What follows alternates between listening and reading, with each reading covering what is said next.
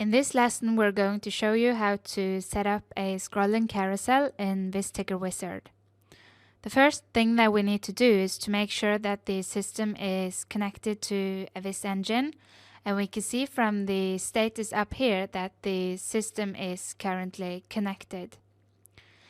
Then we need to make sure that the current setup is clean, and we check for carousels, and we see that there is one existing carousel. So we select it and then we delete it. We also check for output channels and we see that there is one output channel. We select it and we delete it. So back in the main panel, it's now possible to scan a new scene. So we click the Select Scene button. And in the Choose Scene to Scan window that opens, we see that the tree over here reflects the scene tree in Vizrt. We want to use the scrolling 1 example, and we select this folder and we click the scene, and then we click the Open button. The scene has now been scanned, and by clicking the View Scan Log button, it's possible to see some details for the currently scanned scene. We see the available carousels and templates and so on.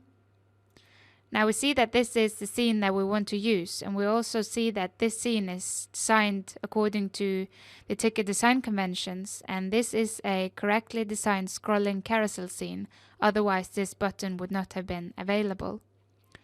So we click this button, and in the scrolling carousel wizard that opens, it's possible to select the carousel that we want to set up. In this scene, there's only one available carousel.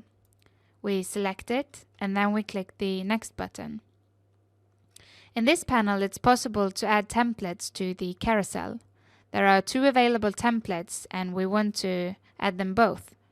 We select the checkboxes and then we click the Next button. In this panel, we confirm that the setup of the carousel is correct, and then we click the Finish button. So we have now scanned a scrolling carousel scene, and we have set up the scrolling carousel in one of the wizards, and the carousel is ready to be used from Vizrt client.